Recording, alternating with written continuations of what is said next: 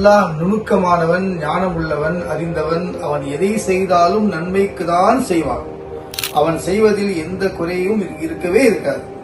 ஆகையால் முஸ்லிம்கள் பயப்பட வேண்டாம். முஸ்லிம்கள் பயப்படுவது அல்லாஹ்வை மட்டும்தான் பயப்பட வேண்டும். ரசூலுல்லாஹி ஸல்லல்லாஹு அலைஹி வஸல்லம் அல்லாஹ் சுப்ஹானஹு வ தஆலா ஒரு சிலந்தி வலைய வச்சு அல்லாஹ் காப்பாத்தினான். ஒரு எதிரிகளுக்கு மத்தியில வச்சு எல்லாம் காப்பாத்தலாம்.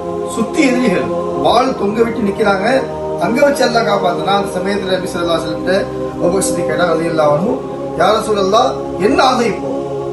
ரசூலுல்லாஹ் சொன்னாங்க, அபூபக்கரே அந்த இருவரை பற்றி நினைக்கிறீங்க?